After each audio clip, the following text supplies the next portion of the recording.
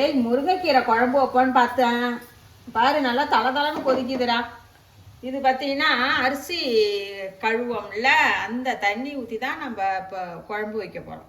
நல்லா கொதிக்குதா? இதில் வந்து பாசிப்பருப்பை போட்டுருவோம்.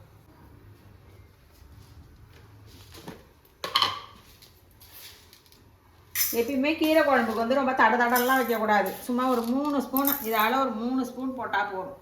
ஏன்னா கீரை குழம்பு வந்து கொஞ்சம் தண்ணி சாறு மாதிரி தானே வைக்கிறேன். அதுக்கு கொஞ்சமாக தான் பைத்தம்பருப்பு போடணும். நம்ம கூட்டு மாதிரி வச்சா நிறையா போட்டுக்கலாம். இதை ஒரு கழுவிட்டு சேர்த்துப்போமா. இப்போ இந்த கொதிக்கிற தண்ணியில் சேர்த்துருவோம். ஒரே ஒரு வெங்காயம், பெரிய வெங்காயம் தான் சேர்த்துருக்கேன். இதுக்கப்புறமா சின்ன வெங்காயம் இடித்து சேர்ப்பேன். அதனால் இதுக்கு வந்து ஒரே ஒரு பெரிய வெங்காயம் இந்த மாதிரி நீல வாகில் கட் பண்ணி அதையும் சேர்த்துப்போம். ஒரு பச்சை மிளகாயை அப்படியே 2ஆக கீறிட்டு சேர்த்துருக்கேன். ஒரு தக்காளி, கொஞ்சம் தக்காளி சேர்த்தா கொஞ்சம் நல்லா புளி போட்டு டேஸ்ட்டாக இருக்கும். இது வந்து 2 காஞ்ச மிளகாயை கிள்ளிட்டு சேர்க்கணும். ஒரு பச்சை மிளகாய், 2 காஞ்ச மிளகாய், அவ்வளோதான். இதுக்கு கொஞ்சமாக மஞ்சள் பொடி போட்டுப்போம், அவ்வளோதான். இது ஒரு 3/4 பாகம் மலர்ந்து வெந்து வரும்போது நம்ம பாக்கியெல்லாம் சேர்த்துப்போம். இப்போ கீரையை ஒடிச்சிட்டு வந்துடும். மூடிக்க இருக்கட்டும். வணக்கம், வாங்க. இன்னைக்கு நம்ம கீரை குழம்பு தான். அதாவது பாசிப்பருப்பு போட்டு தண்ணி சாறு மாதிரி இருக்காது, சாம்பார் மாதிரி இல்லாமல் ரொம்ப தடன்லாம் இல்லாமல் நீத்தா மாதிரி ஒரு குழம்பு தான் செய்ய போகிறோம். அது டேஸ்ட்டாக இருக்கும். அது மண் சட்டியில் கிராமத்து முறையில் செய்யறது அட்டகாசமாக இருக்கும். இப்போ அதுதான் செய்ய போகிறேன். நான் பருப்பெல்லாம் வேக வச்சுட்டேன், பாசி பருப்பெல்லாம். இப்போ முருங்கைக்கீரை போய் கொஞ்சம் ஒடிச்சிட்டு வந்துடுவோம்.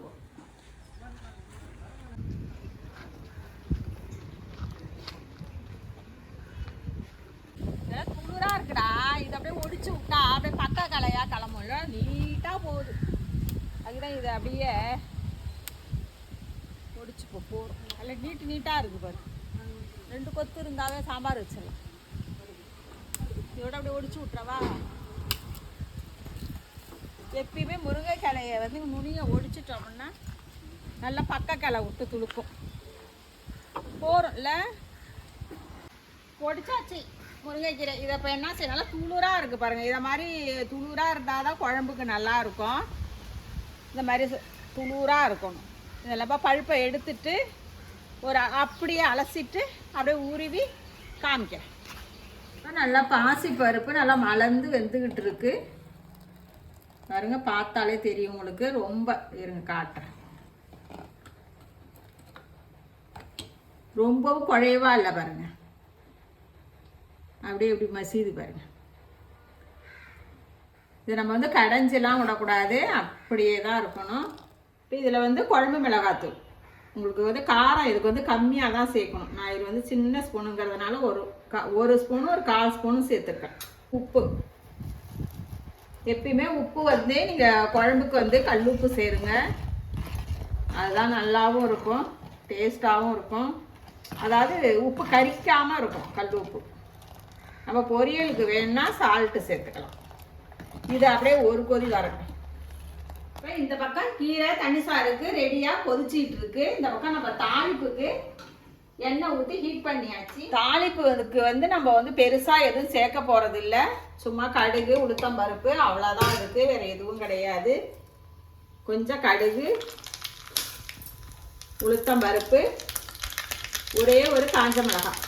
இது எதுக்குன்னா ஒரு வாசனை நல்லாயிருக்கும், அவ்வளோதான். இதை நம்ம இதில் கொட்டிட வேண்டியதுதான். இதுக்கு ஒரு பொடி ஒன்று நுணுக்க போகிறோம். 1/2 ஸ்பூன் ஜீரகம், 1/4 ஸ்பூன் மிளகு, ஒரு எண்ணெய், ஒரு 10 அளவுக்கு சோம்பு. ரொம்ப சேர்க்கக்கூடாது சோம்பு. ஜீரகம் தான் இதுக்கு கொஞ்சம் வாசனை, சோம்பு கொஞ்சம் டேஸ்ட் இருக்கும், அவ்வளோதான். இதை வந்து நல்லா இடித்து, ரொம்ப பவுடராக நுணுக்கக்கூடாது, கொஞ்சம் குறப்பாக தான் நுணுக்கி எடுத்துக்கணும். அப்படியே இடிச்சுக்கிட்டு நல்லா இந்த அளவுக்கு தட்டி எடுத்தாச்சு. இந்த அளவுக்கு இருக்கணும், ரொம்பலாம் நைஸாக இருக்கக்கூடாது. கொஞ்சம் அப்படியே 1-2மா தட்டி எடுத்துக்குங்க. இதில் சின்ன வெங்காயம் ஒரு 6-7 சின்ன வெங்காயம் சேர்த்துக்குங்க. இதுதான் நல்ல ஒரு வாசனையும் டேஸ்ட்டாகவும் இருக்கும். இது அப்படியே ஒரு தட்டை தட்டி அப்படியே ஒரு இடி.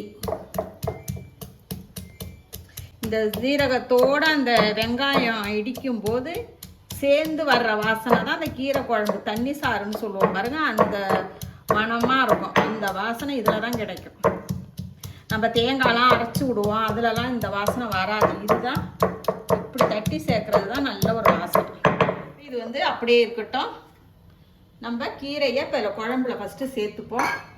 கீரை வந்து இது துளுராக இருக்குது, அதனால் நான் வந்து கொஞ்சம் காம்பெல்லாமே சேர்த்து தான் போடுறேன். அதாவது காம்பன்னா இந்த மாதிரி காம்பெல்லாம் வருது பாருங்க, ரொம்ப இலையாக உருவாங்க, அதை மாதிரிலாம் உருவாமல் கொஞ்சம் காம்போட, ரொம்பவும் முத்தனை காம்பு கிடையாது இது. இந்த காம்புலையுமே ஒரு சத்து இருக்கும், நம்ம அது தெரியாமல் கொஞ்சம் முத்தனாக இருந்தால் அது அப்படி தண்டு மாதிரி இருக்கும். இது வந்து துளுராக இருக்கிறதுனால நல்லா தொகுண்டு குழம்புக்கு நல்லா இருக்கும்.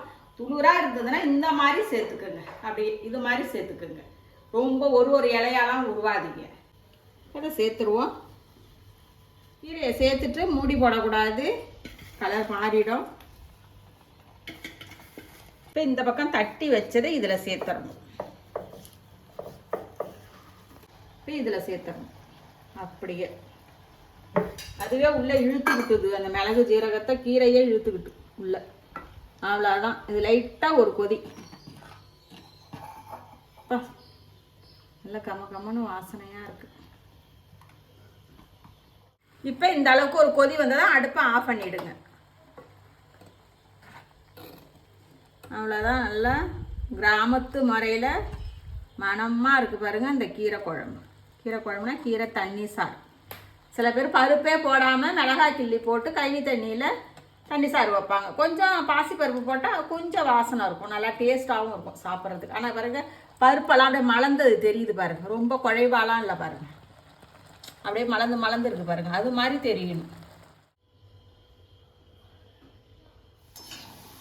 இந்த கீரை குழம்புக்குங்க இந்த மாதிரி உருளைக்கிழங்க அப்படியே மொறுன்னு நம்ம அப்படியே பொரிச்சு அப்படியே மீன் மாதிரியே இருக்கும் அது பார்க்கறதுக்கு. ஆனால் சாப்பிட்றதுக்கு நல்லா டேஸ்ட்டாக மொறுன்னு சாஃப்டாகவும் இருக்கும்.